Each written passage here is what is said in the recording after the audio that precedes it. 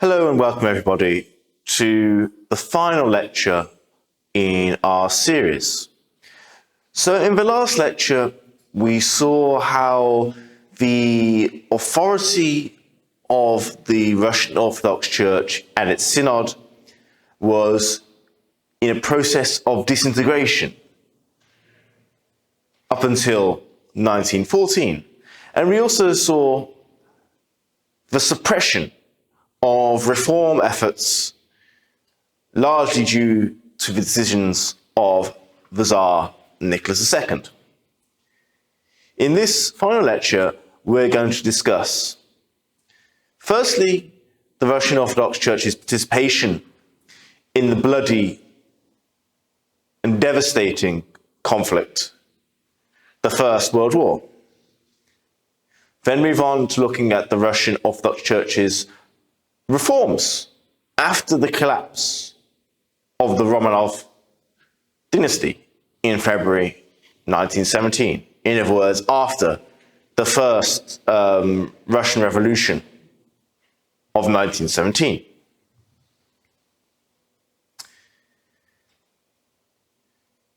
The sustained period of crisis that Russia lived through between 1905 and 1918 led to the destruction of the Romanov dynasty and the Russian Empire. But it did not destroy the Russian Orthodox Church. And in fact, in the revolutionary crisis, the Russian Orthodox Church found new space to enter a period of long-awaited reform. The Russian Orthodox Church continued to exist into the Bolshevik era, throughout, indeed, the Bolshevik era. At the end of this lecture, we're going to go briefly, very briefly, I have to say, into the Church's survival in Soviet Russia, the changes in Soviet policy towards it, and then finally to look at, with very few words, the Church in modern post-Soviet Russia. And that, I think, will bring this course to its natural end. In other words, to see how the legacy of the imperial era affected the Church in the Soviet and post-Soviet eras will bring a lot of our thinking, a lot of our discussions that have gone on throughout this course to their logical endpoint. So without any further ado, let's begin. And of course, our first point necessarily has to be the Church's role within the First World War. Russia was a member of the Entente, along with France and Great Britain initially, Italy, Romania, and a few others joining later, the United States in particular, fighting against the German Empire and the Austro-Hungarian Empire, joined by the Ottoman Empire and the Bulgarians. Now, I'm sure many of you are not particularly familiar with the Russian perspective on the First World War. This is hardly surprising, by the way. In the Soviet Union, the First World War was regarded as an imperialist war and was subsequently almost forgotten within their historiography. Equally, the barring of foreign researchers from the archives in the Soviet Union meant there was very little in the way done in terms of research in English or other major European languages on the Russian First World War. Now, this has changed somewhat over the last 3 decades, but still the Russian side of the First World War is poorly covered. And so I'm going to just quickly, very, very quickly, in the first slide of this lecture, go over the course of events, the general structure of Russia's war. So Russia had 3 fields of operation. The so-called Northwest, Southwest, and the Caucasus. In the Northwest, This was primarily where the Russian Empire clashed with the German Empire. The so-called Southwest was where the Russian Empire collided with the Austro-Hungarians, and the Caucasus is where it collided with the Ottoman Empire. And it had varying levels of success on these different fronts. We can probably say the Northwestern Front throughout the war was a complete disaster for the Russians. The Germans won time and time again and made huge advances into Russian territory.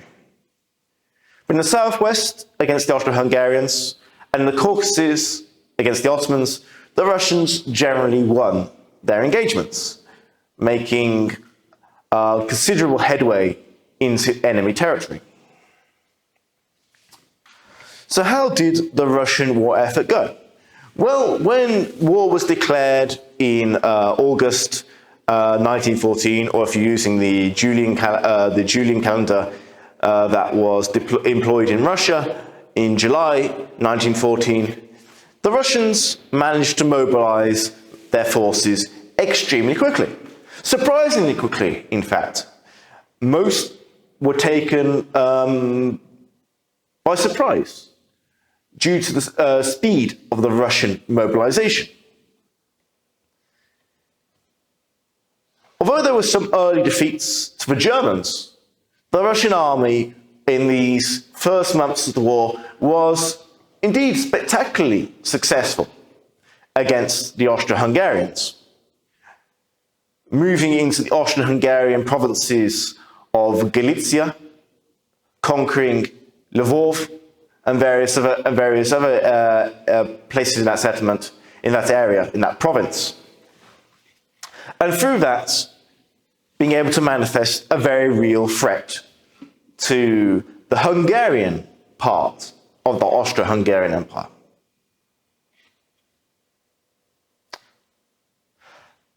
However, these early successes were rapidly wiped out in the spring and summer of 1915, when the Germans launched a massive assault against the Russians, a completely successful offensive which drove the Russians from their Polish and, to a considerable extent, some of their Baltic provinces.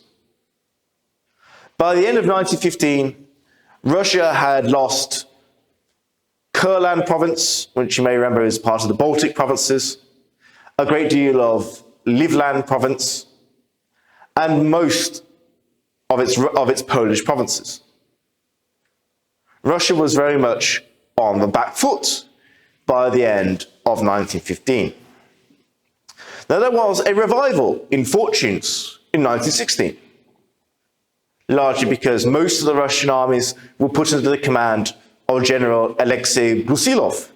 And Brusilov was one of the very few Russian generals in the First World War who was generally competent, capable of understanding the nature of warfare, industrialized warfare in the First World War, and able to combine the various wings of his armed forces to devastating effect.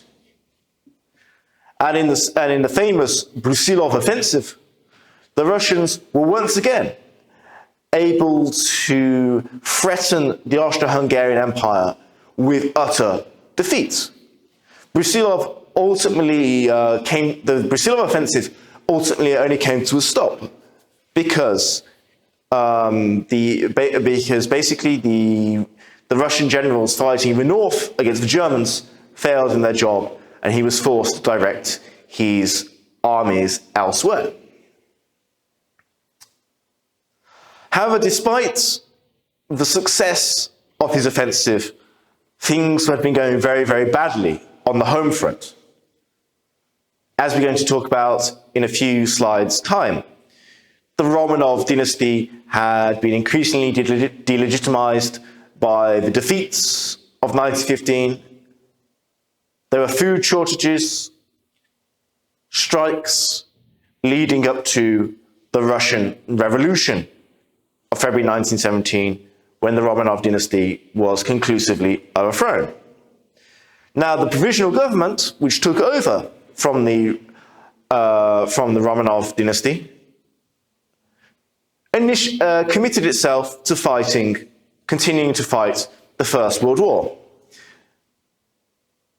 largely because it needed loans from the British and French to sustain itself. The decision was ill-advised on many fronts. The war had become tremendously unpopular in Russia, and it only exacerbated the crises in supplies, in food, and in politics that had ultimately destroyed the Romanov dynasty. And indeed, the Provisional Government was overthrown by the Bolsheviks in October 1917, largely as a result of the fact that the Bolsheviks promised peace as a fundamental part of their program. And of course, when the Bolsheviks assumed power in October, November 1917, they did indeed almost immediately begin negotiations with the Central Powers, that is to say the Germans, not the Hungarians, for peace. But it came at a very heavy price. In the Treaty of Brest-Litovsk, the new Bolshevik Russia was forced to surrender a huge amount of land to the invading German forces. Principally, it was forced to surrender Ukraine, the source of much of Russia's food in this period. Fortunately for the Bolsheviks, the Germans were defeated themselves a few months later by the British, French, and American armies in the West, which forced the Germans to give up their territorial gains in the East.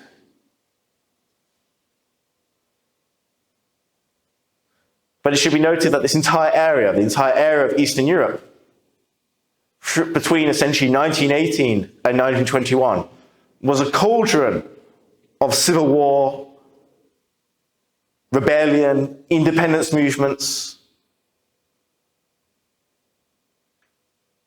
When violence ended in the West in November 1918, violence still continued and still played a role in the East, carving out the borders of the post-imperial order of Eastern Europe.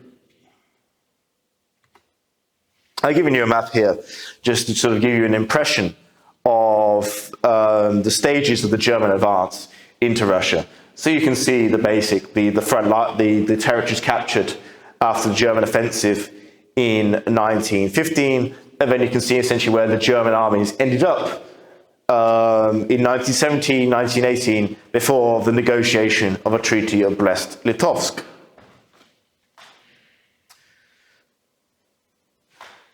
So just to give you the impression of the war, the beginning of the war, from the perspective of an Orthodox churchman. Well, I've got here the narrative written into a church chronicle of Father Alexei Kolosov, who was the priest of a parish church in Limbaži. And Limbaži today is in Latvia, then it was in the Livland province. But it's quite interesting just to see his impressions on the ground as war was declared against the Germans. I think we can see that there was, to begin with, a tremendous degree of optimism and patriotism about how the war was to go. So I'll just read this out to you. On the morning of the 19th of July, announcements were pasted up on the street corners of Limbaži about the calling up of reservists and the supply of horses, soldiers, carts and harnesses. In a word, about the placement of the army and fleet onto a war footing. In these announcements, all those called up were appointed to a 3-day period to gather their things and put their domestic affairs in order, Bosses and institutions were obliged to reach a final account with their juniors who had been called up. After this, it became undoubted that war was inevitable. Although fear embraced all, the local population, primarily Latvians, met the bold call with dignity. They saw in this the dawn of a new day, the liberation from Teutonic persecution that had dominated them for 700 years, and the beginning of a time when the privileges of the local German landowners would be limited or even abolished. There was neither dissatisfaction nor grumbling during the mobilization and call-up. They met this as something proper and necessary. All considered going to war against the arch-enemy as their holy duty. Faith in victory was unwavering, and I did not hear doubts about a happy outcome to the war. And this feeling of patriotism, this feeling of dedication to defeating the enemy, to unifying into a single, united Russian imperial force to defeat the German enemy, indeed lasted for much of 1914. Almost the entirety of the Russian Empire mobilized behind the war effort, and the Russian Orthodox Church itself was no exception. The Synod immediately started to redirect its charitable resources to the war effort and called upon the dioceses and parishes to start contributing money, supplies, and work to the war effort against Germany. And it is certain that their calls did not fall on deaf ears. Huge number of parishes started to contribute whatever they could. In some cases, for instance, parishes would set up hospitals, or at the very least provide beds and some medical assistance for wounded soldiers, and later for refugees fleeing from the German invasion. More generally, parishes and individuals sent money to the various funds for the army, or would prepare or buy supplies that were then sent to the army. Notoriously, for instance, sewing clothes and bandages for soldiers serving on the front. It was an activity often organized through the parish church.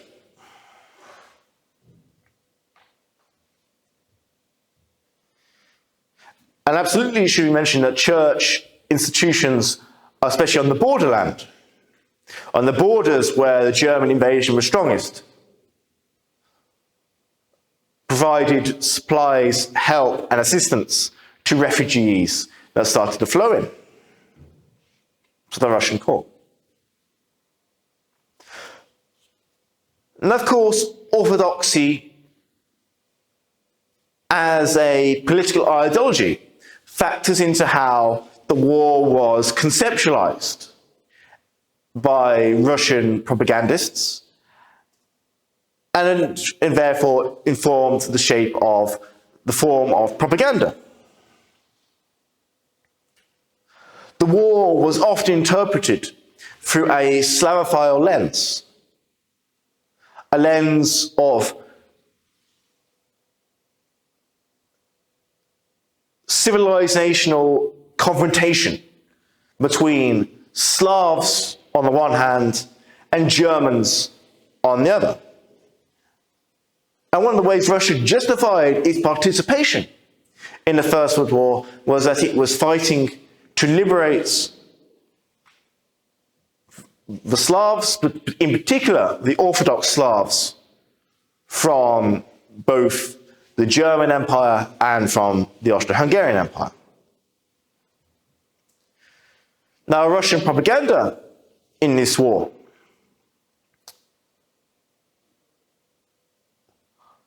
just like propaganda in virtually all of the major combatant states, took an apocalyptic view of the struggle.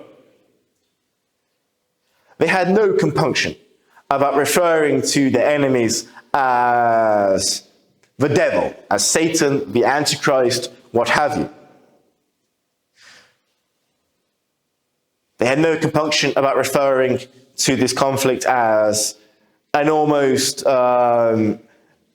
apocalyptic battle between good and evil, right and wrong, and of course with themselves on the good side. Now, I've given you here an example of, in the slide, an example of the sort of way a religious ideology could infuse the propaganda. So here you have a Russian picture of Kaiser Wilhelm being very much portrayed as Satan. The slogan underneath reads, "Enemy of the human race." The two towns are the French-Belgian towns of Reims and Leuven, places which were devastated during the German invasion of Belgium and France. And biblical phrases are used in the two sort of slogans at the top of the image. So orthodoxy and Orthodox religion provided a ready language, a ready rhetoric to be deployed in propaganda. But of course, things began to go wrong for Russia. In 1915, they lost a huge amount of their territory to an overwhelmingly successful German advance. And then it became a question of how to interpret the war in the face of these defeats. And for many Orthodox churchmen, preaching in their cathedrals, bishops and priests, they interpreted this as a punishment from God. Germany's successes were a punishment for Russia's many sins. Immorality, atheism, so on and so forth. Drunkenness, especially, was often talked about. And indeed, the war just didn't simply put a strain on the propaganda message being distributed by the church, but also placed a heavy financial strain on church institutions.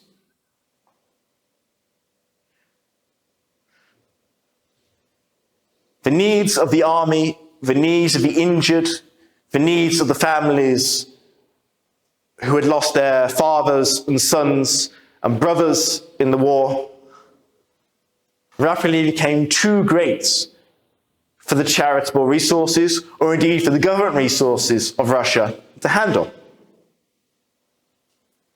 And for poorer institutions, poorer parishes, poorer monasteries and convents, the need to keep on supplying money and materials to the war effort put them under an intolerable strain. In the meantime, we can see that tensions between priests and their parishioners increased.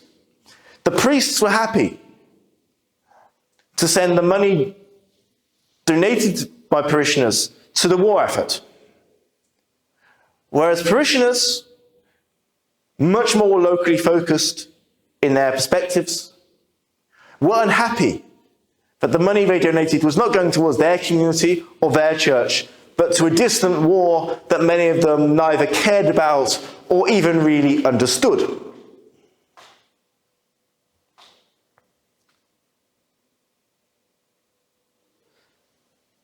This put the already great tension. This increased, exacerbated the tension between priests and their parishioners. when it came to the matter of who had control of church money, who had control of church property. This has always been a problem in the imperial era, but now, because of the crisis, because of Russian defeats, because of the number of injured and wounded, the number of refugees flowing in, it reaches an unprecedented level. And indeed, as we're going to see, this breakdown in the relationship between priests and parishioners caused by the need to send increasing amounts to supply the army and to help refugees and to help those damaged by the war in some ways, emerged in 1917, 1918 in the revolution. Now, another major way in which the church contributed to the fighting, to the conflict in the First World War was the institution of chaplains.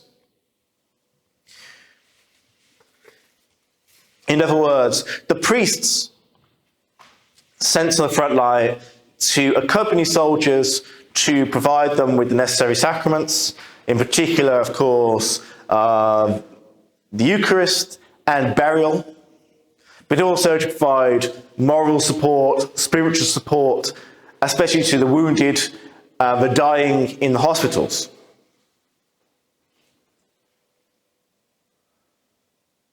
The Russian army was in no way unusual in this. Every army in the First World War had a chaplaincy service where they would send priests who would serve alongside the soldier, who would serve with the soldiers, providing them religious services as they fought. Probably one of the distinctions, I think, in the Russian chaplains experience was, unlike British, French and German chaplains, is they didn't tend to live alongside the troops. What usually happened was a chaplain was given an apartment in a city near to the front. The army would requisition an apartment for him, and then he would establish a so-called campaign or field church relatively close to the front lines, which he would visit periodically, once a week, twice a week, 3 times a week, however much was required to conduct religious services for the soldiers.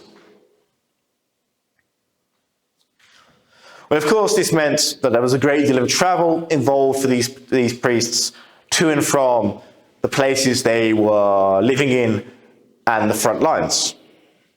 This is a marked reality of the Russian priests, the Russian chaplains' experience in the First World War, is it meant usually covering huge amounts of distances by foot, by horse, or indeed sometimes by army car. Now, although the chaplain numbers absolutely increased during the First World War, it is largely known that they were still inadequate by 1917, that there was still a large number of regiments, particularly some of the more background regiments, like the artillery, sappers, the labour units, who lacked their own regimental priest. So although there was an effort by the government and indeed by the church to fuel an increase of chaplains in the army, they still never managed to successfully cover the entirety of the army. And therefore, it's not unusual to find reports of soldiers writing letters to the Synod, to various bishops and priests, complaining that they had not seen a priest in months, that they felt themselves abandoned by the church in their time of need, and so on and so forth.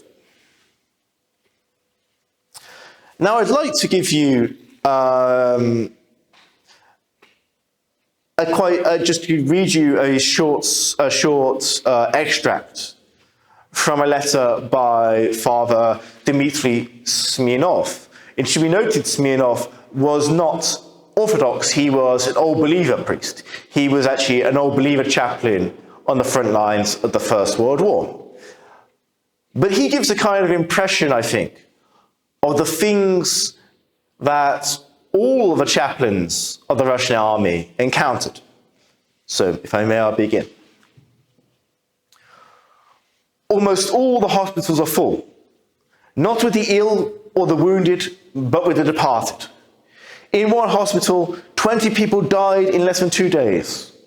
600 people died on a train on the way to Warsaw.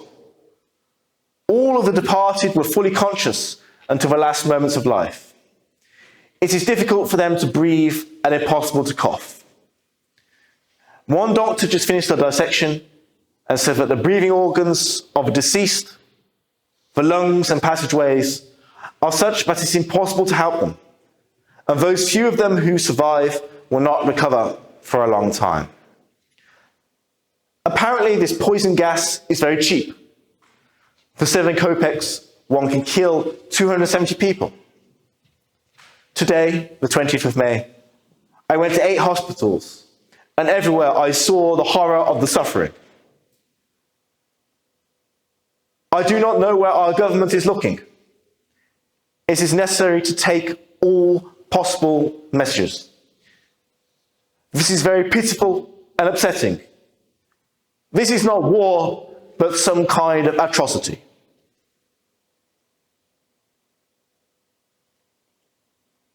The upsetting and pitiful state of these sufferers is simply unbearable. It is sufficient to breathe in this poison 5 times and a person cannot move.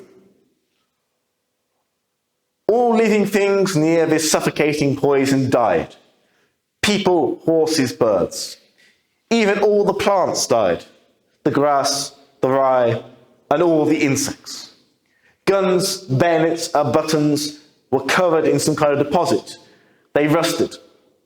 All the food was poisoned, and the pots rusted, and this in 5 to 10 minutes. And of course, what Father Dmitry is describing here is a German gas attack, and the results of a German gas attack on the Russian front lines. And consultation of the letter collections from the chaplains, Old Believer, Russian Orthodox, but also Lutheran, Catholic, Islamic, also reveal similar stories of the tremendous suffering that they encountered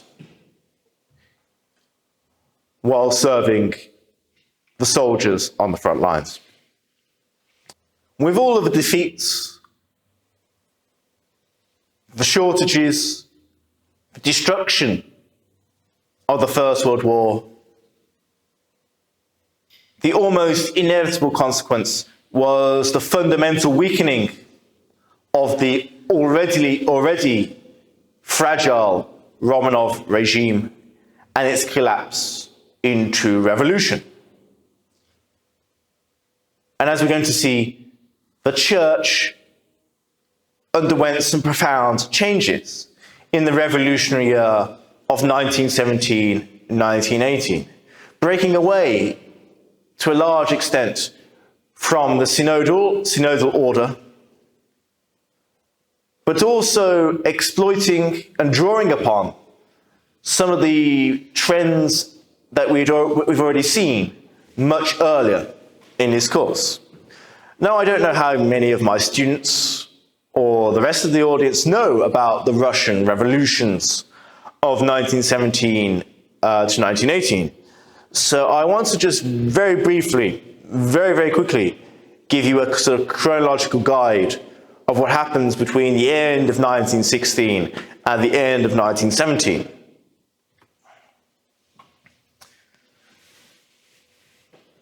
The huge losses in the First World War had driven Russia to breaking point. Refugees from the Baltics, from Poland, had flown into the Russian interior, bringing with them epidemic diseases that were ravaging the home front, during this already terrible conflict. The direction of resources to war production, dispatch of millions of peasant men into the army, meant that food production was put at risk. It began to decline. And as food production declined, prices rose, particularly in the cities, where there was no opportunity to grow one's own food.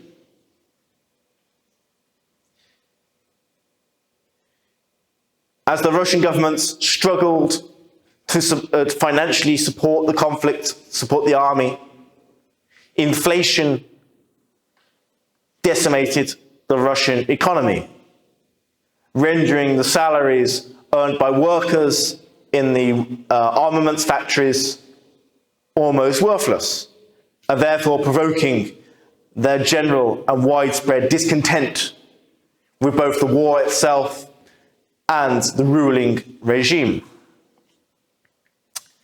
Nicholas II, to cap off a lifetime of mistakes, made one more fundamental error.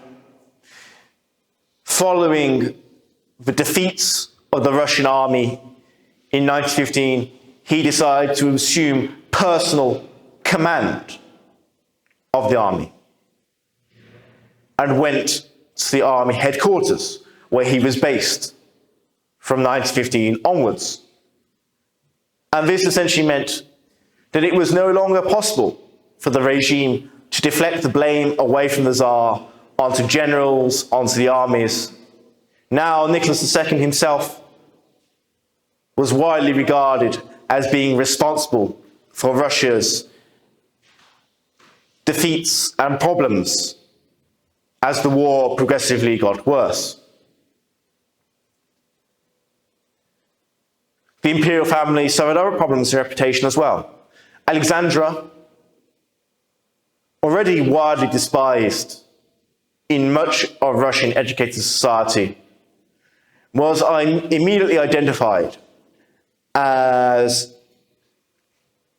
a potentially dangerous individual. She was not Russian. She came from Denmark, and it was widely believed that she had sympathies with the German Reich of Kaiser Wilhelm II, and that she was supplying information to Kaiser Wilhelm about Russia's military position.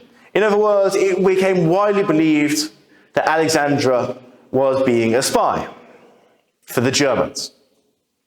Now, just as an aside, when the Provisional Government launched an investigation into this idea, it very quickly emerged that there was absolutely no evidence that Alexandra was a spy. She wasn't. But such was the paranoia, the fear, the disillusionment in Russian society, especially during and after 1915. Alexandra was a figure who could be easily blamed for Russia's increasingly bad fortunes in the war.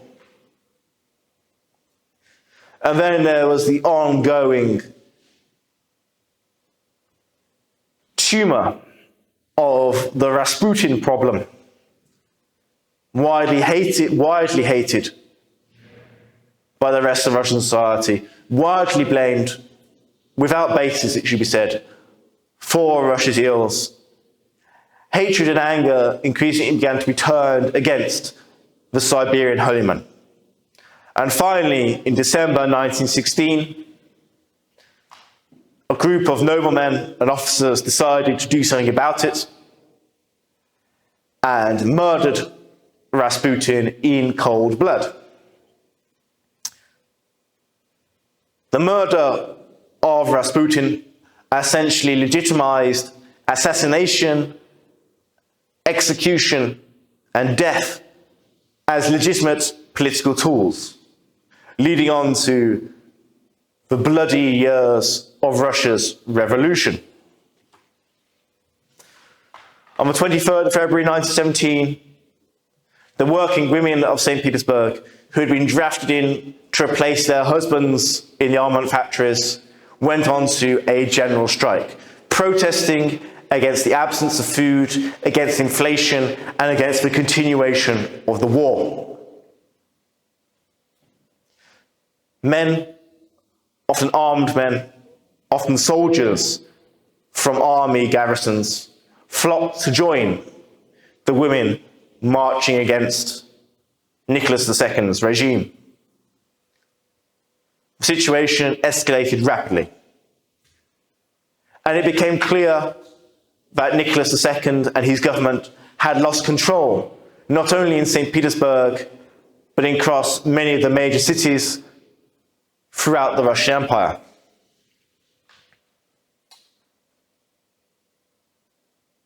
Without any real solution or way forward, Nicholas II accepted the advice of his senior advisors and his senior generals and abdicated, renounced the throne, and he did the same for his young hemophiliac son, Alexei.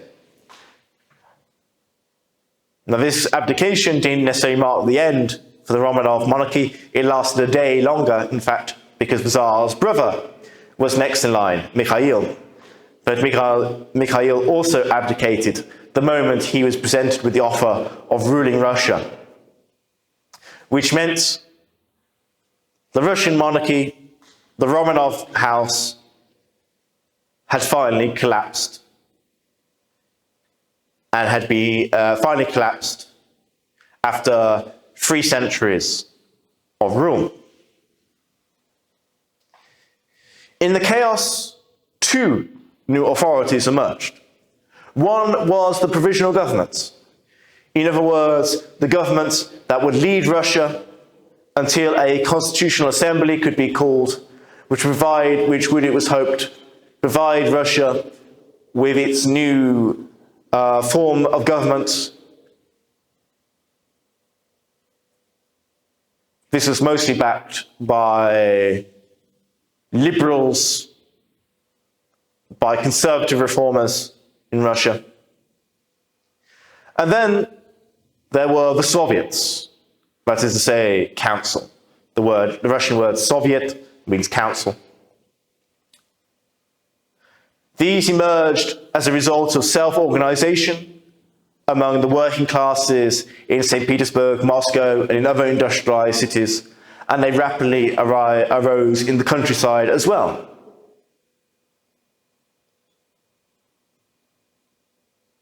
Both of these parties, the Provisional Government and the Soviets, claimed sovereignty.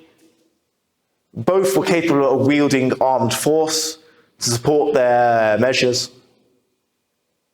But both of them had very different views on how to go forward. As I mentioned, the Provisional Government, mostly backed by liberals, radicals, conservatives, some moderates, and the Soviets, almost entirely dominated by extreme socialist movements, such as, of course, the Bolsheviks. In the army, the hierarchy of rank was essentially abolished and replaced with soldiers, Soviets, which further diminished discipline and led to further Russian defeats in 1917. For instance, the conclusive loss of Riga and all of the Baltic provinces in the autumn of 1917.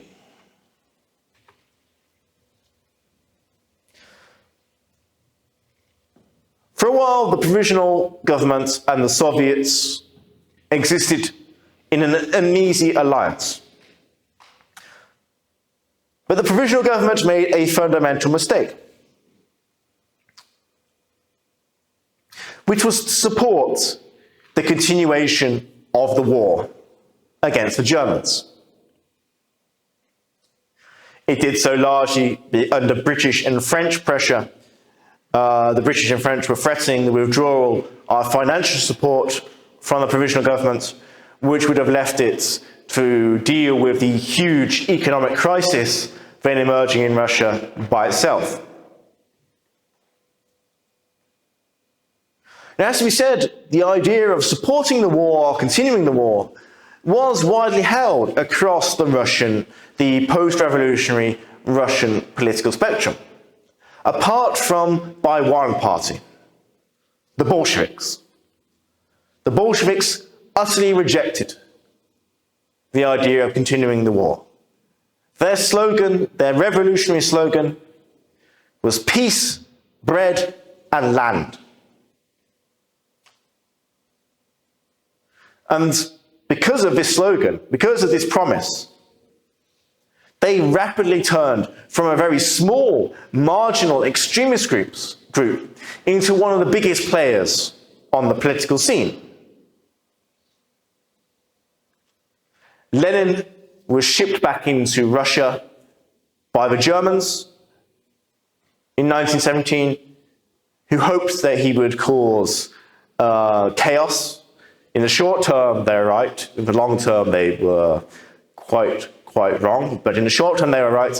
Lenin did indeed take vigorous action to turn the Bolsheviks into a radical revolutionary group ready to seize control from the Provisional Government. And in the meantime, the Provisional Government underwent crisis after crisis after crisis. Defeats on the front, attempted coups in St. Petersburg, or Petrograd, I should say at this point, Petrograd, and the ongoing economic crisis. The Provisional Government's authority outside of Petrograd was extremely limited. Being in competition as it was with the Soviets, which are often dominated by the Bolsheviks and their allies. And finally, in October 1917, Lenin organized a coup in St. Petersburg, Petrograd,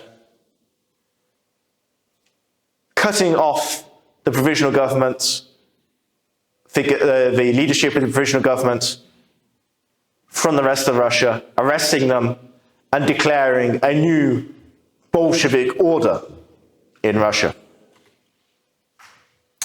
So let's just rewind a bit then from that final conclusion of the Russian Revolution to how the Church responded to the abdication of Nicholas and to the declaration of a new republic in Russia. As I mentioned in our last lecture, at the end of our last lecture, the Church was sick and tired of Nicholas.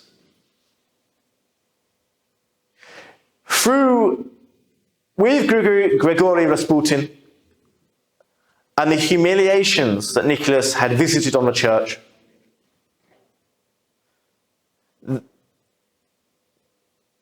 the Church had been alienated from the imperial order. This is, by the way, a sign of just how badly Nicholas II did. The Church was probably the most conservative institution in Russian society. The institution most likely to defend the imperial monarchy. But by the beginning of 1917, Nicholas II had done such a bad job that even the Church itself was ready to abandon him. And abandon him they did. When the crisis in February reached its strongest peak, Nicholas turned to the Synod, asking them to support him, to declare an edict in support of his government. And the Synod turned around and said, no. For the first and last time in Imperial Russia, the Synod showed backbone and autonomy and told Nicholas II no, and perhaps in some small way contributed therefore to his overthrow. The Synod had had enough of Nicholas II and to an extent, enough of the imperial regime. Now, this isn't to say that most people in the church were not conservatives and monarchists. They certainly were conservatives and monarchists.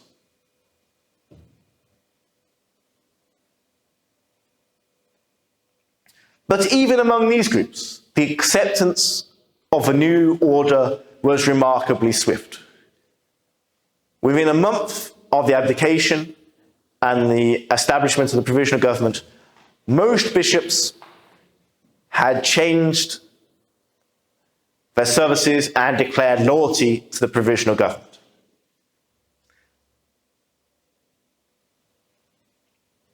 The very few who did not declare their loyalty to the Provisional Government were removed by a new reformist synod, largely led by the reformist churchman Andrei Ortomsky. Now again, I would just like to give you initial sort of church reaction to the revolution, and so on the ground perspective of the revolution. And we return then to the account of Father Alexei Kolosov in Limbaži. And so what did he say about the revolutionary events in 1917? The echoes of the revolution in Limbaži were expressed in the following. On the 6th of March, the soldiers of the local garrison held a meeting in the town square. After inflammatory speeches, it was resolved to disarm the police, which was greeted with cries of hurrah and weapons in hands, despite the exhortations of the officers to observe order and obediences. The chancelleries of the city warden and the junior assistant of the district official were turned upside down. The documents and archives were torn to shreds and burnt in ovens. Portraits of the sovereign, Nicholas II, were trampled in the mud. The imprisoned in the jails were let out. The apartments of the police were searched. The police supervisor, P.E. Filakov, and the junior assistant, V.A. Vinogradov, were saved from a reckoning with the furious crowd of soldiers, thanks only to the circumstances that beforehand they, unnoticed by anybody, ran to the apartment of a local priest, who hid them while the rage of the crowd cooled. At night, they redressed in everyday clothes and hidden from Limbaži in order not to return more. Thus, the autocratic order left the historical scene, giving its position to national democracy, national representation, with full legislative, executive, and judicial power. But in place of democracy, the autocracy of the Communist Party, that is, a select party of the working proletariat in the form of the Bolshevik regime, rapidly made its appearance. It trampled the most sacred democratic freedoms into the mud. Social equality, equality of rights, freedom of conscience, speech, assembly, family, religion, and private property. Executive committees began to rule. Now in the church, things began to change rapidly. One of the first phenomenon to be noted was the so-called church revolution. That is a term invented by the Russian historian Pavel Logozny. And the church revolution describes the following. Firstly, a new synod came into being following the downfall of Nicholas II. The Provisional Government appointed its own new revolutionary procurator, Prince Lvov, and they proceeded to appoint reformist churchmen into the synods, into the synodal group. Bishops in the synod, or indeed outside the synod, who were perceived to have been supporters of Rasputin, were quickly removed and either sent for trial or to the monastery, or to monasteries. And this search, this action against Rasputinist churchmen claimed some very notable heads, including Metropolitan Makarinievsky of Moscow and Metropolitan Petrolim Okhnov of Petrograd.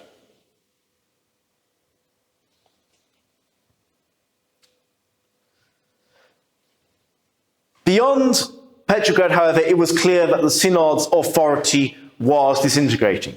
In the dioceses across the Russian Empire, parishioners and clergy were joining together to spontaneously form congresses to elect new bishops and to demand various different reforms, particularly the reallocation of power away from the synod and away from the bishops to the clergy and to the parishes. The synod, in reality, had very little choice. In the absence now of any police reinforcement, but to accept the decisions coming from these spontaneously organized clerical and lay congresses that were popping up across the empire. Then there was some violence against the church in this early revolutionary period. For instance, there were reports of 51 of raids on raids on church property going on in 51 provinces across the empire between April and October 1917.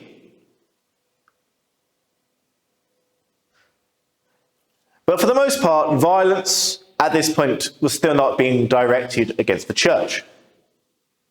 In large part because these new spontaneously organized congresses were co-opting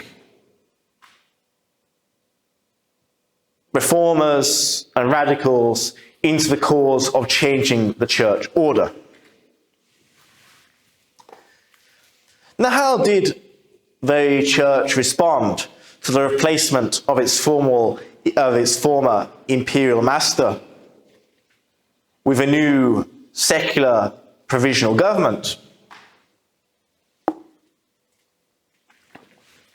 Well, at first, relations were quite good. After all, Prince Lvov was responsible for most of the appointments to the Synod after February 1917. However, things quite rapidly soured.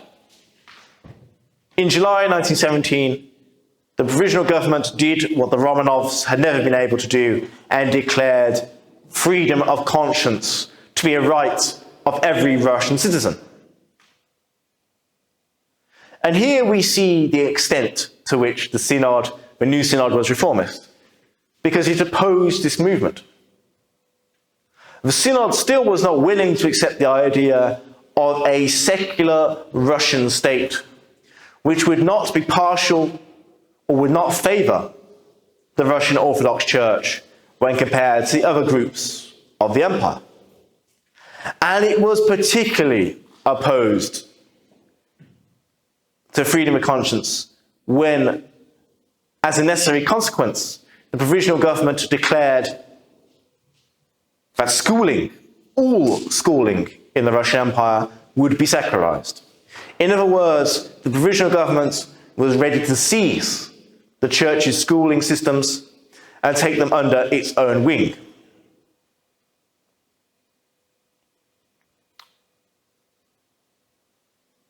The church was absolutely not willing to see the Provisional Government attack its interests in such a way.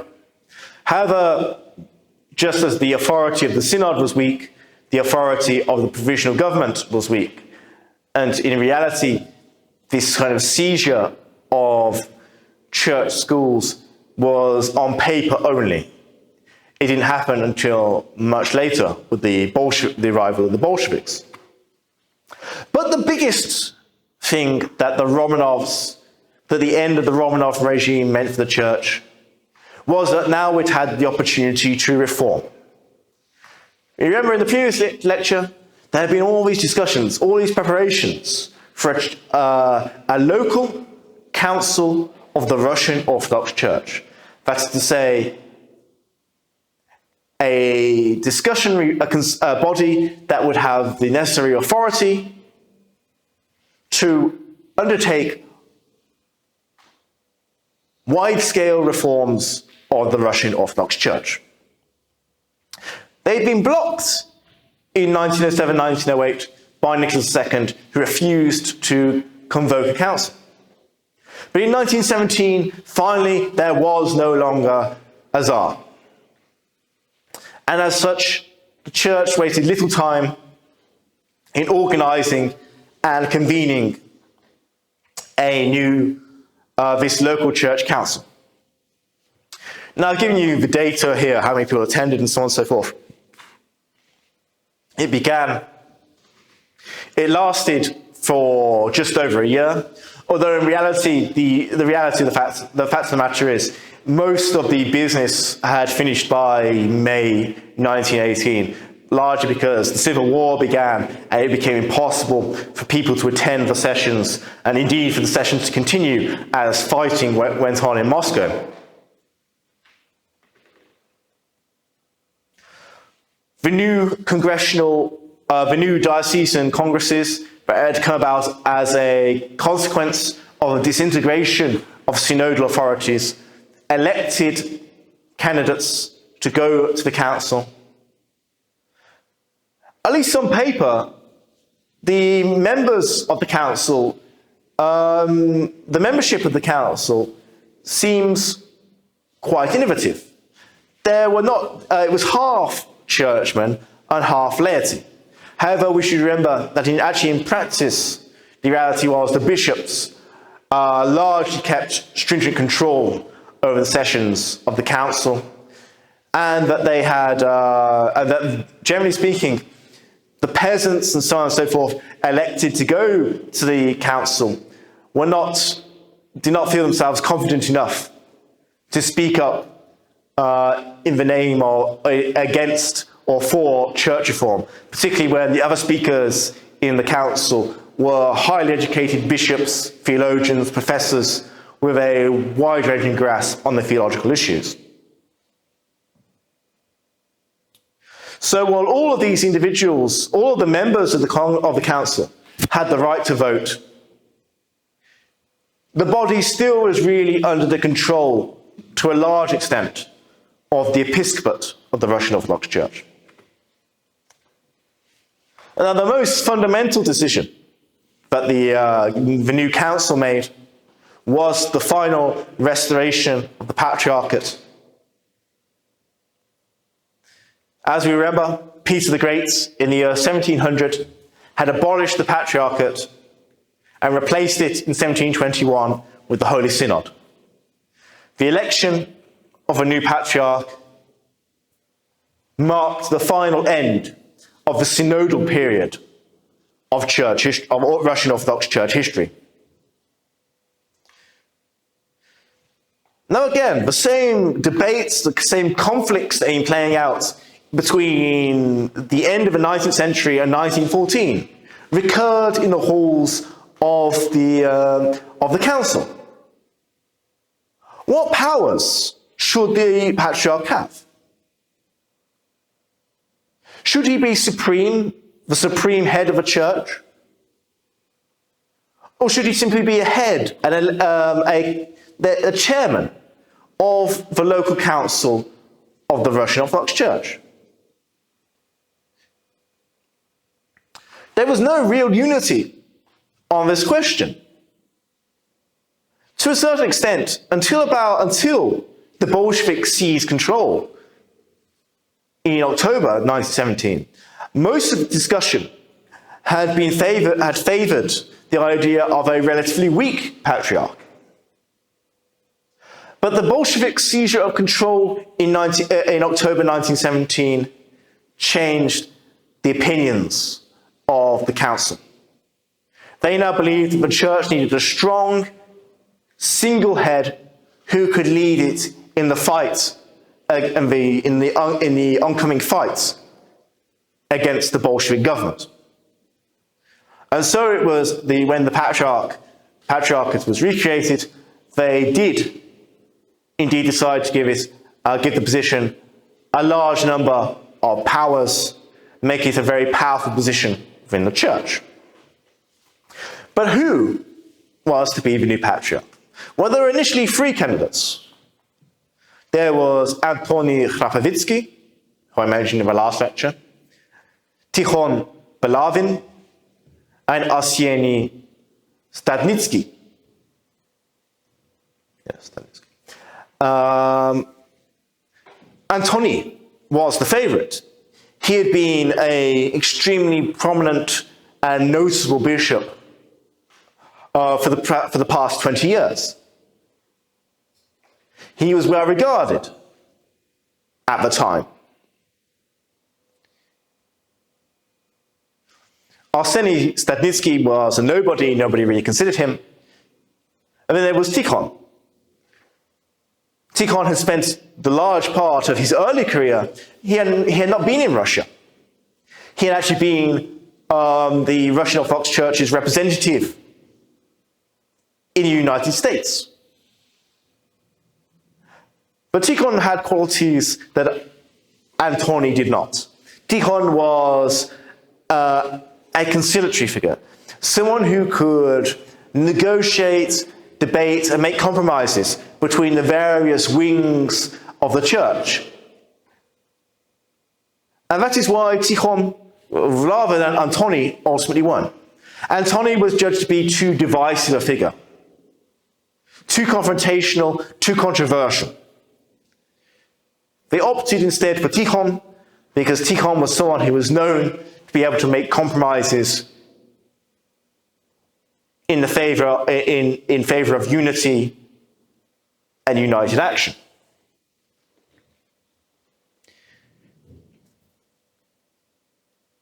The restoration ceremony conducted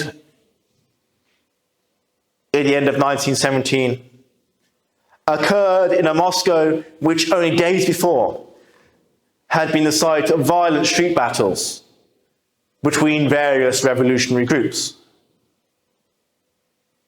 Indeed, a shell had fallen through the ceiling of the Uspensky Cathedral where the ceremony was ultimately held. In the crowds that gathered to watch Tikhon be crowned the first patriarch of Russia in over 200 years, they were both supporters of the Russian Orthodox Church, but also supporters of the new oncoming Bolshevik regime who held abuse at the new patriarch, the believers and churchmen involved. It was a sign of things to come. Now, what, beyond the restoration of the patriarchate, did the local council achieve? Well, given that the bishops were in charge of most of the discussions, it largely came to a conservative decision on most issues. But that being said, it did make some important concessions. For instance, it conceded now that parishioners, the laity, had to have more of a control in the church's organization and the church's structure. They had to have more of a say. And they agreed to the idea that now priests and bishops would be elected individuals. They would be elected by the parishioners and clergy of the church. There were some other sort of areas where the council was surprisingly, progressive by the standards of the Russian Orthodox Church. For instance, creating the position of deaconesses. In other words, for a very brief period, allowing women to be ordained as the lowest rank of priest.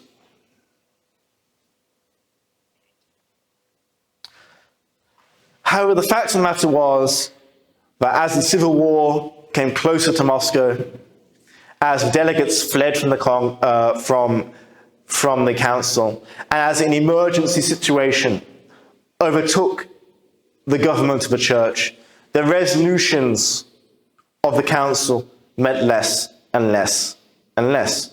Basically, because of the emergency situation, firstly because of the civil war, but then also because of Bolshevik persecution launched against the church, the resolutions of the council effectively became dead letter. And indeed, it's arguable remain a dead letter to this day. Certainly, there is very little respect among the upper echelons of the Russian Orthodox Church for the decisions of the 1917-1918 Church Council. Meanwhile, beyond Moscow and St. Petersburg, in the borderlands of the Russian Empire, the imperial church itself was collapsing. Many of the provinces of the northern, western, and southern borders of the empire were declaring first autonomy and then national independence. And with them, the Orthodox churches on their territories started clamoring for first autonomy and then their own independence, or to put that in theological terms, their autocephaly. The biggest casualty at the end of 1917 to the Russian Orthodox Church was the loss of the Georgian Orthodox Church, which declared itself autocephalous and ended over a century of being annexed to the Russian Orthodox Church. The Ukrainian Orthodox Church, annexed to Russian Orthodoxy since 1686, tried to do something very similar, but ultimately failed. Meanwhile, in the other newly created independent states, the Orthodox churches there had to reconfigure their status. To give you two examples, the Estonian Orthodox Church first received its autonomy in 1920 from Patriarch Tikhon, but then they decided to go a step further. Renouncing their ties with Moscow, they turned instead to the ecumenical patriarchate of Constantinople, thereby establishing an entirely new church order separated from the Moscow Patriarchate. In comparison, in Latvia, the Latvian Orthodox Church maintained its canonical link with Moscow until 1936, when it was finally broken, and the Latvians, for a very brief period, came under the aegis of the Constantinople Patriarchate.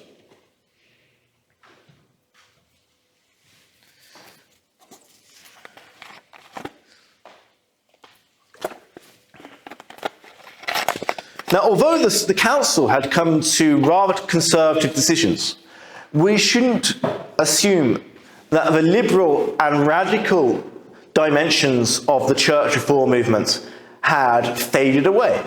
Indeed, they were extremely prominent in the events of 1917. The successors to the 32 St. Petersburg priests and the Union for Church Renovation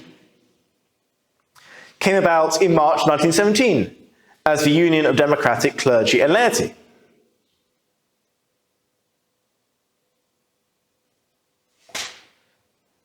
Led by the priest Alexander Vedensky and supported by key figures in the Synod like Bishop Andrei Utomsky, they achieved a remarkable degree of prominence in both church and political life. And they certainly supported radical parties. Indeed, some of them even supported the Bolsheviks. And it should have come as no surprise that these radical groups in church reform, for church reform were overwhelmingly disappointed by the relatively conservative results of the 1917 revolution, of the 1917-1918 Church Council.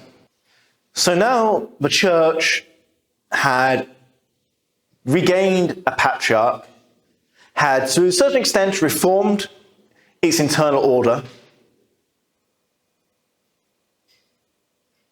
but it had to confront a new and greatly dangerous threat: Russia's new Bolshevik government.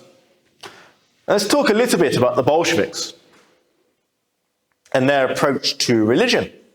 Well, they were in part of that Marxist tradition, constituted by extreme militant atheism.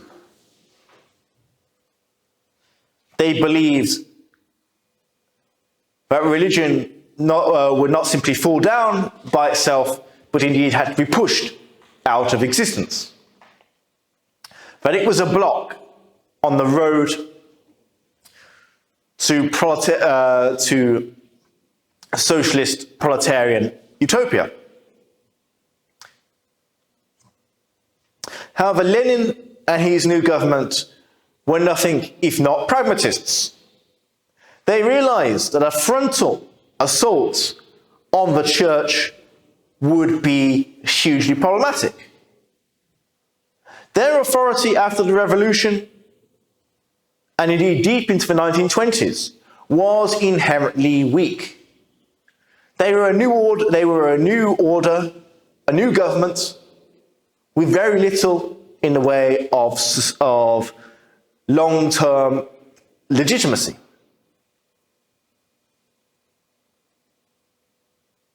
And they were aware that executing priests, seizing church property, in other words, direct church persecution,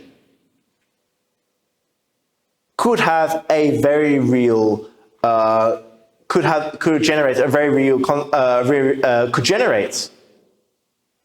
anti-Soviet violent resistance among the people.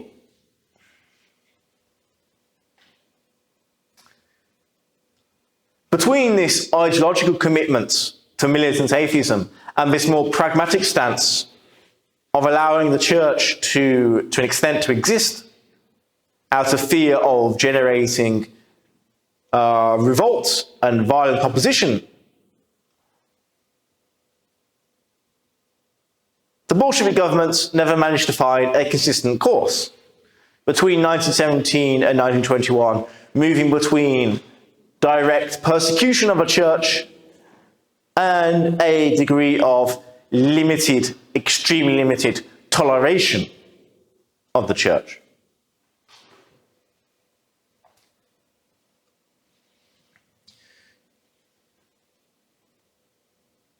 Now, of course, in the context of the civil war raging in Russia between the end of 1917 and 1920, 1921, it was inevitable that the Bolsheviks associated the clergy with the white armies, their opposition in the civil war.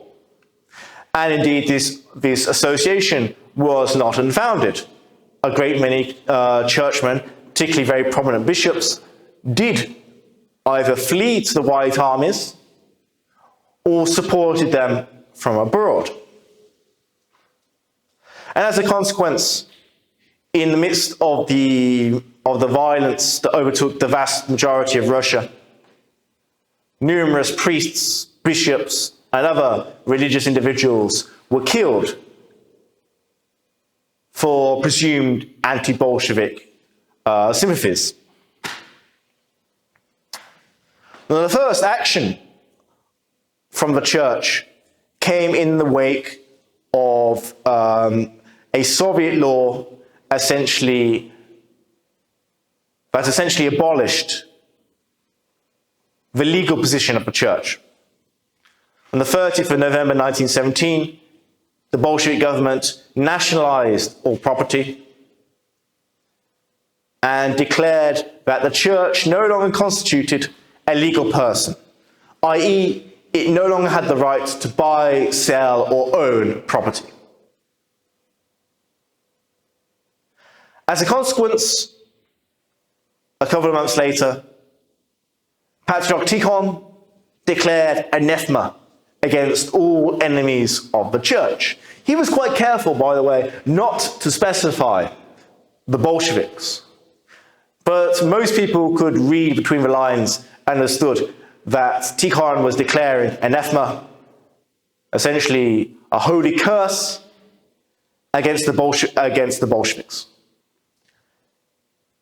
And then, very shortly after, the Bolsheviks began their persecution of the church by declaring the separation of church and state. This promised to continue the secularization of national education that had begun under the Provisional Government.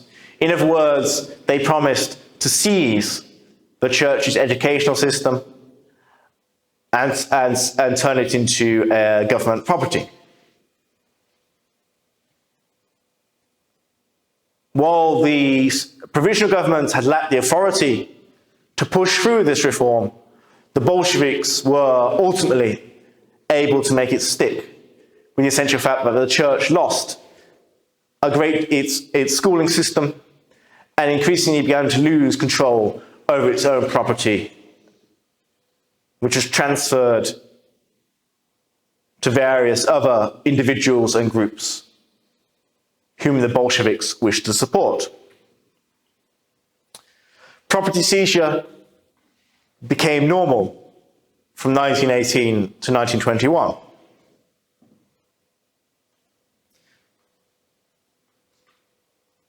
Bolshevik soldiers and supporters of the regime, but also people on the sidelines, saw now that the church had no legal defender and decided to seize property from the church. Peasants, in particular, who had long resented the land that they had been forced to give to the parish clergy, began to seize land belonging to the church in their villages.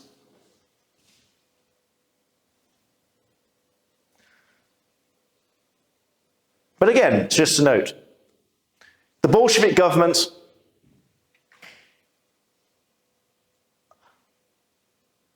was very wary, because this program of the seizure of church property began to provoke violent opposition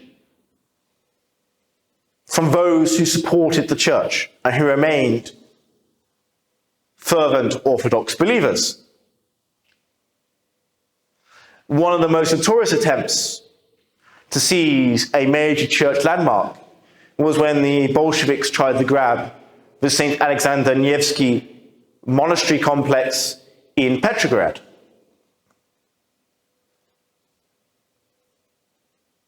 Soldiers tried to storm the complex, defended by its monks and by a large crowd of believers.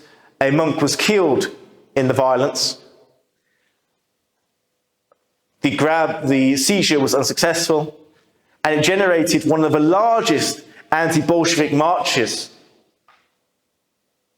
of the period, with a group of 30,000 church supporters marching down the streets of Petrograd to protest the attempted seizure of this monastery and of other parts of church property. Now, to a certain extent, the Bolsheviks were relying on a misunderstanding. They believed that the tensions between clergy and parishioners that we've noted throughout this period were a manifestation of anti-clericalism. That is, a hatred of the clergy as a group. But as I reiterated many times in this course, the reality was quite different.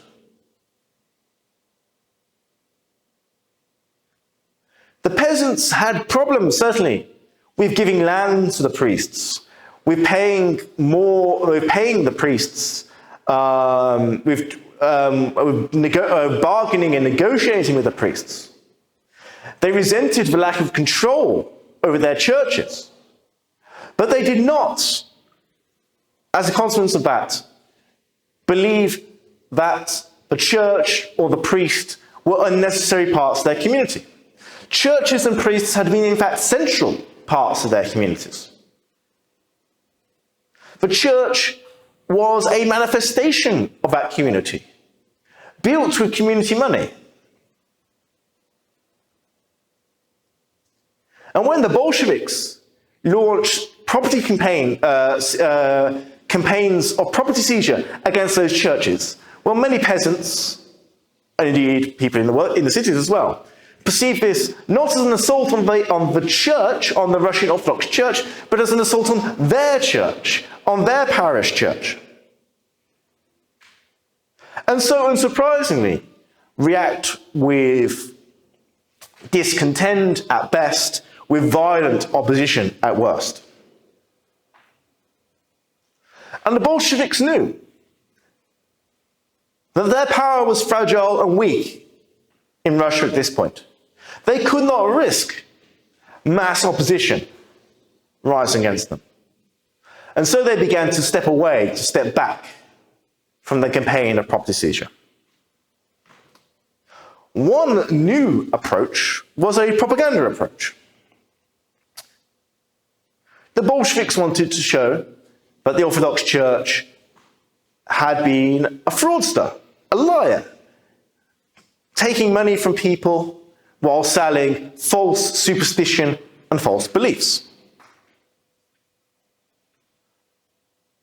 And one way to do that, they believed, was by showing that the relics contained in Orthodox churches, cathedrals, monasteries, and convents were false, were fakes.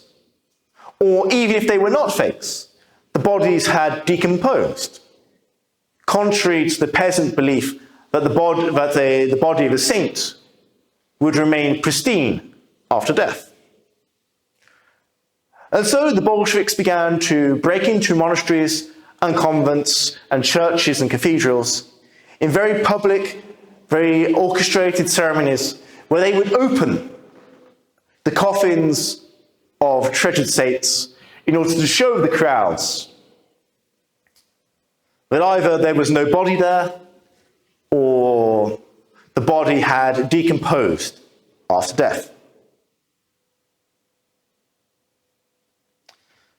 They utilized the most modern technology in this campaign. They filmed some of the more prominent opening of the relics and showed them in cinemas to make sure that their propaganda had the widest possible impact. And indeed it was the case, unsurprisingly. Many of the tombs of the saints did not contain pristine bodies, but instead contained only skeletons or decomposed remains. Indeed, in some cases, didn't even contain that. Contained stuffed bits of newspaper, and rubbish. The idea was to show that the church was a fraudulent peddler of superstitious nonsense through which it had defrauded the people of their money and of their loyalty. Now already Tikhon knew that the situation was desperate in the struggle with the Bolsheviks.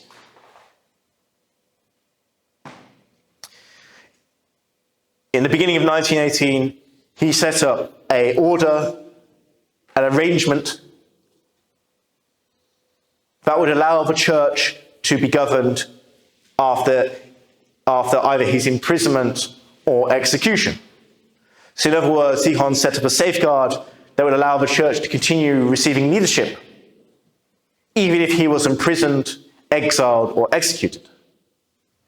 A couple of years later, with many bishops being imprisoned or exiled, Tikhon took the step of granting dioceses autonomy from the central church organs, In other words, in this situation of crisis and emergency, allowing the local church organs to make their own decisions, just in case they were unable to get confirmation or permission from the central church government in Moscow.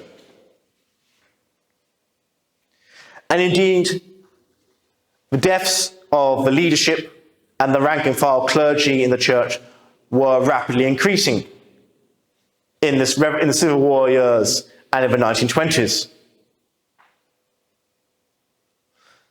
Of course, it's difficult to get reliable statistics on this. The Bolsheviks themselves downplayed the number of deaths, while the church in the post-Soviet period has upplayed the deaths, but it seems it could go anywhere from 2,000 to 9,000 priests were murdered in the course of the Russian Civil War. And there was also a loss of some very high-profile bishops, which struck a real blow to the church life in certain localities. Metropolitan Vladimir Bogolyavensky was killed in Kiev, ending the Russian Orthodox Church's supervision over that area at a very crucial time when many in the Ukrainian church were seeking autonomy. Platon Kubush, the first Estonian Bishop of Riga, was killed by Bolsheviks in Tartu, thereby essentially bringing to an end the old imperial diocese of Riga, and starting the process of establishing a new independent Estonian Orthodox Church.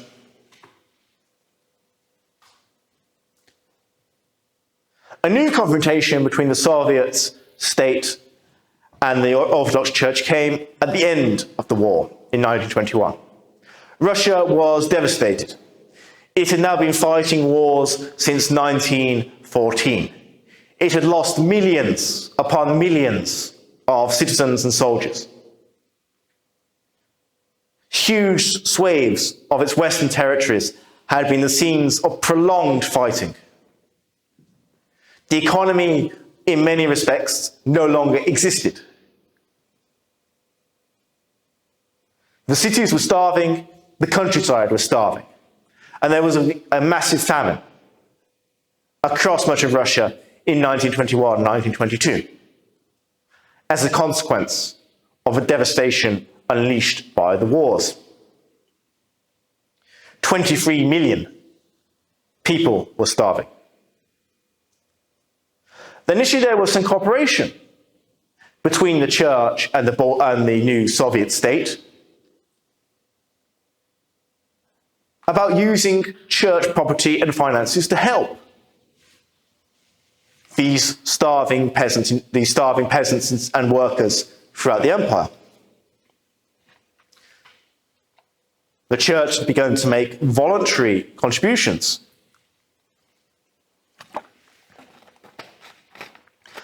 However, and this we know for certain, Lenin and Trotsky realized that the famine provided them with the perfect excuse to launch another assault on the church. Using the famine as an excuse, they turned donations to the famine relief into an obligation, and then claimed that the church was not fulfilling these obligations, and so sent soldiers to take property, much of which was not used, in fact, for famine relief.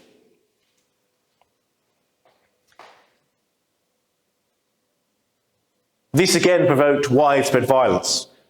1,414 cases, to be exact.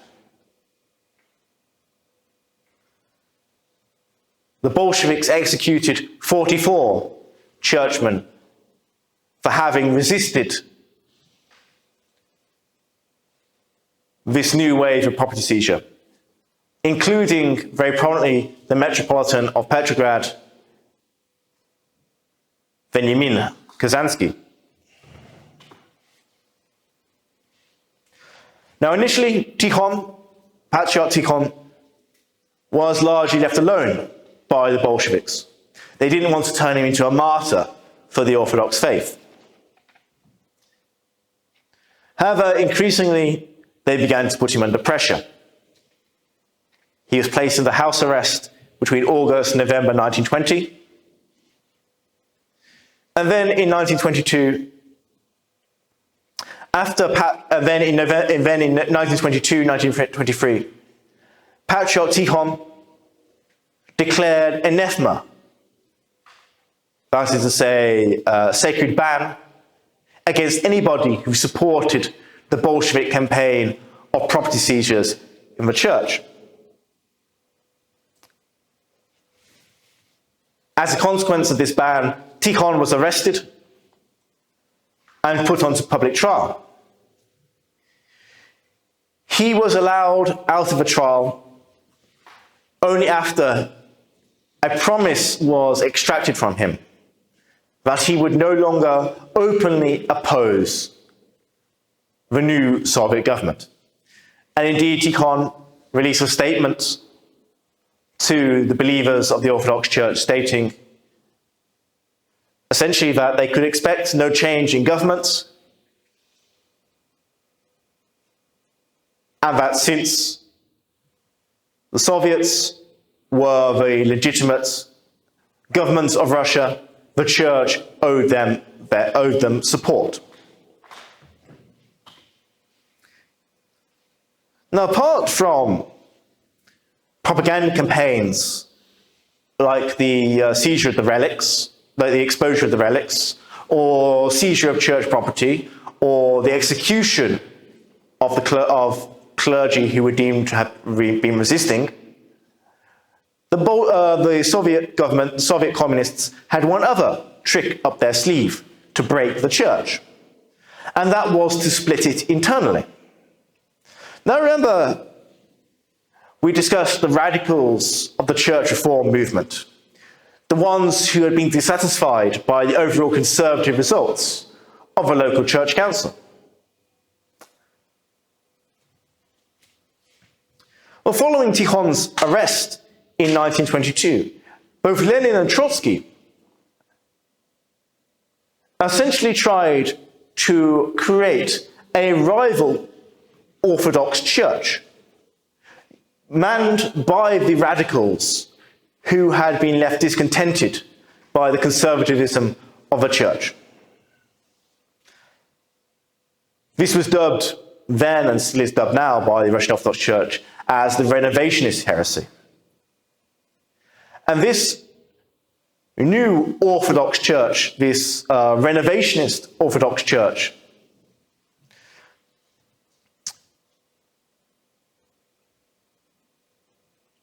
took on policies from the radical reformers that had been discussed since the end of the 19th century. So, most notably, for instance, they abolished old Church Slavonic liturgies and replaced them with modern Russian liturgies. They abolished the Julian calendar and replaced it with the Gregorian calendar. They declared that married priests would have the right to become bishops and not just monks, and so on and so forth. Now, we shouldn't think that Lenin and Trotsky in any way had much sympathy for this radical renovationist church. They didn't. What they believed was by splitting the church, they would be able to break it. And once they'd broken the Orthodox Church itself, then they could dispose of the renovationists as well.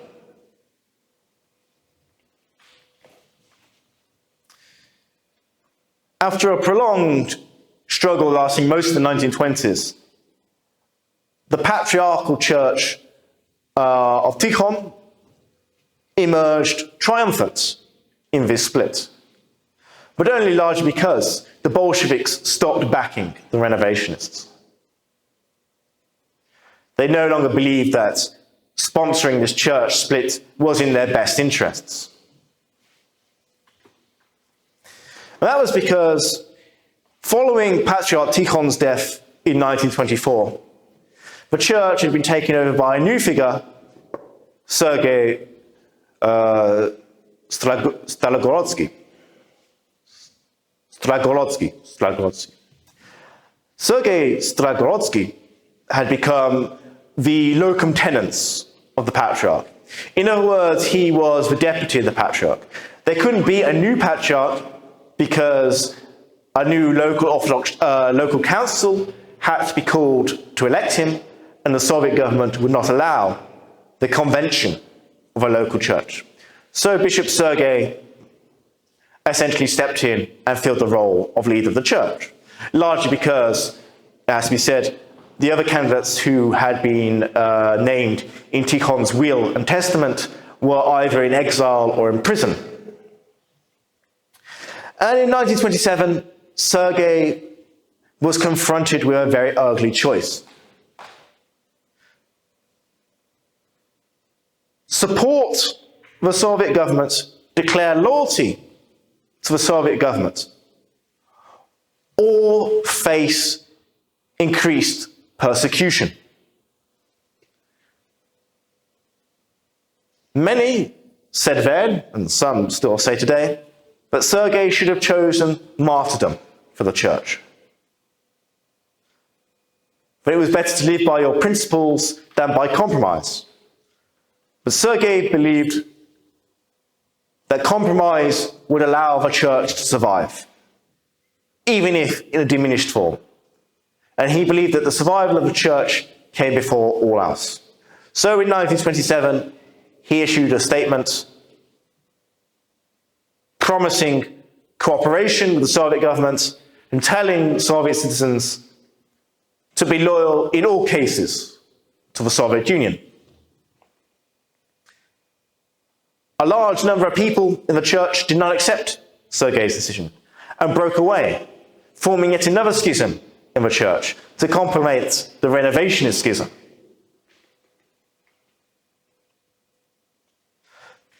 Under the Bolshevik onslaught, the church was fracturing into different camps, often over the same issues that had been controversial in the imperial period. Now, by the end of the 1920s, the church had not suffered so much, or at least had not suffered relatively as much as it was going to. By 1928, around 30,000 of the 54,000 churches in operation in 1917 were still functioning. 44 bishops at this point had been executed or imprisoned in a very relatively short time period. So it was clear that the Bolsheviks were generally aiming at dealing with the leadership of a church by this point, rather than the churches and the priests themselves. There were several schisms in the church, not just with the Renovationists and the people who opposed Sergei's decisions, but also elsewhere across the empire. Groups were fragmenting away from the patriarchal church, often on the basis of ideological disagreement with Sergei's course of action.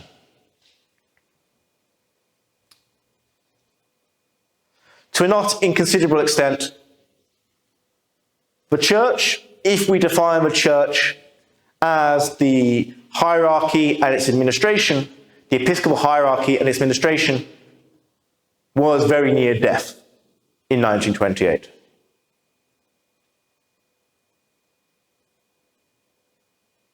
One could take a more positive view and look at the fact that priests and parish churches were still operating. To an extent, some monasteries and convents were still operating. But the hierarchy of the church had, for all extents and purposes, ceased to function, ceased to be an authoritative body capable of controlling the majority of the Orthodox flock. And this was only compounded by the launch of the Stalinist terror from the late 1920s into the 1930s.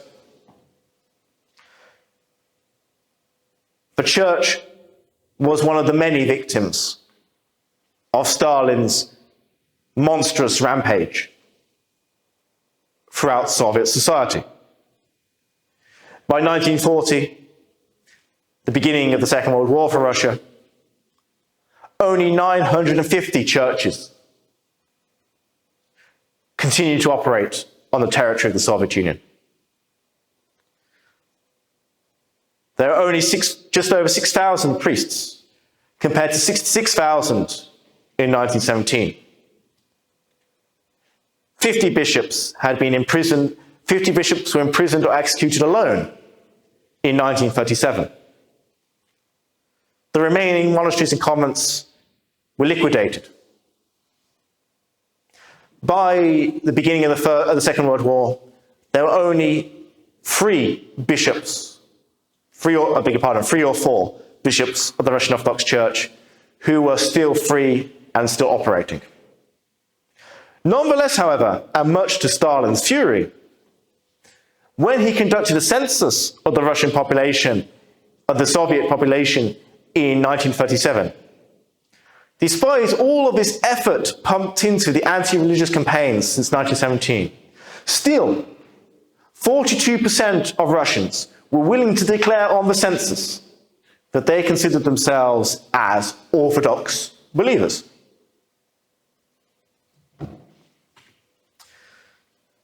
And that really brings us to the end of our main narrative. I just want to very briefly, I know I'm running already considerably over time, but I just want to briefly go on to a little bit of a footnote. What happens then after the church is essentially destroyed by Stalin? Well, rather paradoxically, Stalin revives the Orthodox Church.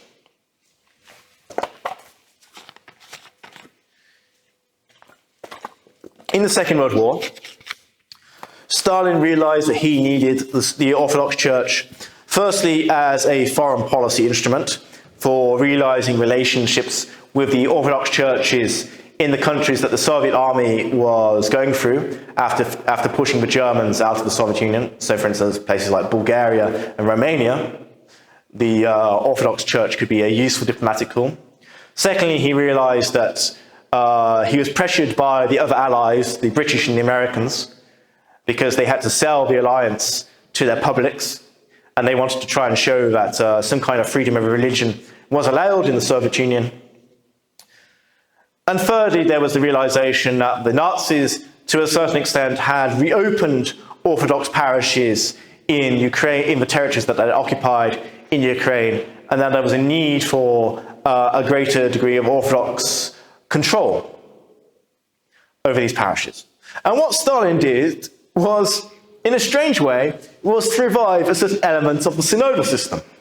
So he basically created an individual connected with the KGB who would supervise the church in the name of the state. Very much like the Oberprocurator in the imperial system.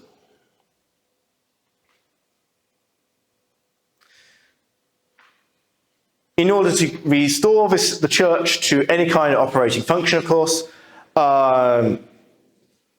Stalin summoned Metropolitan Sergei for a discussion, asked him what he needed. Sergei said they needed a council to elect a patriarch, and they needed sufficient number of bishops and priests to attend the council. So Stalin released from the Gulag system a large number of bishops and priests who were then able to attend the council. They elected Sergei as patriarch, and they began to restore the Orthodox Church to an extent. In other words, the Russian Orthodox Church became a tolerated faith within the Soviet system. Much as Islam, Judaism, Lutheranism, Catholicism had been tolerated faiths under the empire, while Orthodoxy had been the predominant faith, the official faith, in the new system, the Soviet system, atheism was the official quote-unquote faith, while Orthodoxy was simply a tolerated group that could be allowed to an extent, with privileges that could be withdrawn and limitations that could be imposed.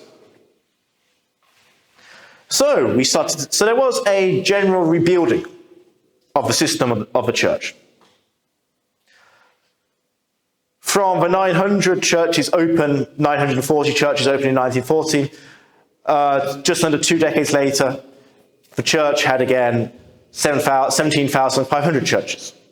Although it should be noted, Nikita Khrushchev, the leader of the Communist Party and therefore the leader of the Soviet Union after Stalin's death, was also also launched a fervent anti-religious campaign that severely reduced once again the numbers of the churches.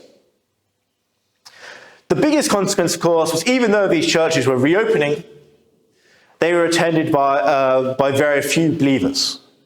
Technically, in the Soviet Union, you had freedom of conscience under the Soviet constitution. That meant the right to believe what you desired. But the reality was, people who attended church were monitored. They and their children were deprived of privileges, could be deprived of privileges, deprived of the opportunity to get education, deprived of promotions, and so on and so forth. So a great deal of pressure was placed on believers to prevent them from going to the church. And indeed, through this new system of church-state relationships, of church-state relations, whereby a state official led a committee in charge of monitoring the affairs of the Orthodox Church, when of course it was thought prudent to start placing KGB sleepers into the church hierarchy. And we will probably never know to how far or to what extent or who precisely were these KGB sleepers. But we absolutely do know that some of them were later, some priests and some bishops were working hand in glove with the KGB. The real change comes at the end of the 1980s with Mikhail Gorbachev's attempt to restructure the Soviet Union and restructure Soviet society, announcing perestroika, rebuilding, restructuring, glasnost, transparency, and the Orthodox Church began to assume again a much more public role. Indeed, the Soviet government actively sponsored the 1000th anniversary of the baptism of Rus in 1988. So, despite almost coming to the brink of extinction in 1940, the church was revived, but it was once again placed under a system which bore remarkable similarities with the church-state relationship that existed in Imperial Russia, and also with the system of toleration that existed in Imperial Russia. Now, since the collapse of the Soviet Union in 1990-1991, the Russian Orthodox Church has revived on most fronts. It has assumed a larger public role, a larger cultural role, a larger social role. In many respects, this is because of the immediate consequences of the collapse of the Soviet Union. The Soviet institutions wholesale fell apart, leaving in their wake untested and untried new republican federal institutions. But the Russian Orthodox Church survived almost unscathed through the collapse, which gave it a sense of institutional staying power. Equally, Orthodoxy had, especially the philosophy, religious philosophy of the Silver Age, had become hallmarks of intelligentsia counterculture in the 1980s, which the immediate post-Soviet church benefited from, as people began to flow back to try and rediscover this lost ritual, this lost religious life that the repression in the Soviet Union had deprived them of. There was still a large degree of self-identification with Orthodoxy. In 1998, about 50% of the Russian population identified themselves as being Orthodox. This has declined. But more notable is the fact that in many ways, the number of people who are practicing Christians, in other words, who not only have an identity as a Christian, but practice Christian rituals, Christian ceremonies, Christian beliefs in everyday life, has remained fundamentally, perhaps even stunningly low. 2% in 1991 who said that they went to church once a month. Only in 2008, still only 7%.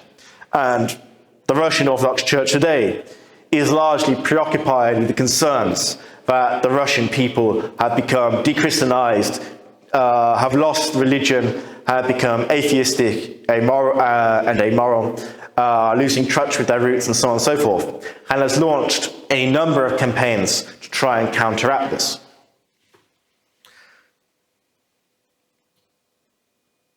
So just a final comment then on the resolution of church-state relationships in post-Soviet Russia. So under Russia's constitution, the Russian Federation is a secular state. Church and state are separated. Technically, that means that the Orthodox Church should not receive any particular treatment, but it does to a certain extent. For instance, when the law requiring the different religions to register with the requiring religions to register with the Russian government was declared in 1997, the number one spot on that list was explicitly reserved for the Russian Orthodox Church, even though it submitted its application, its registration, several days after many of the other religious groups in the Russian Empire, in the Russian, the Russian Federation.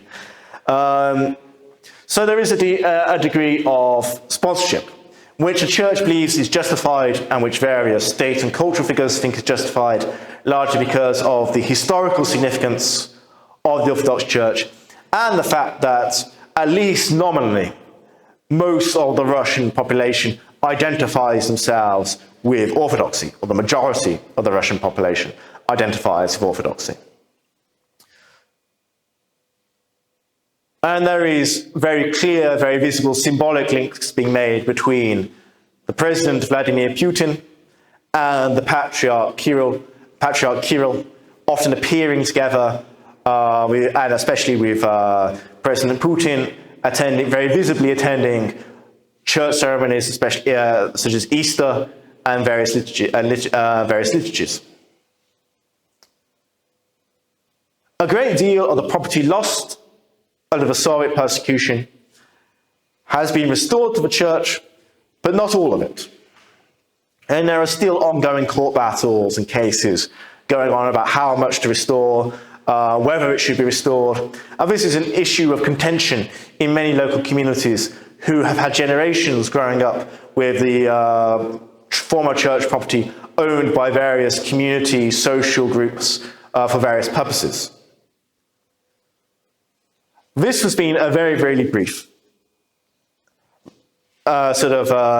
end note to our lecture series. And indeed, that is my last slide.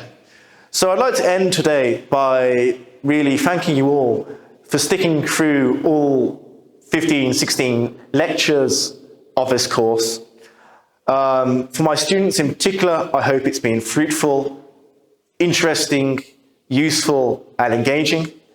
I can only apologize for my own failings as a lecturer. If you have any questions, please don't fail to email me as soon as possible. And for anybody else watching on YouTube, I extend the same to you. I hope this has been an interesting and worthwhile course. And yes, I hope you've taken away something from it. But in any case, I will end it there. Thank you very much for your attention, and I wish you all the best of luck. Thank you.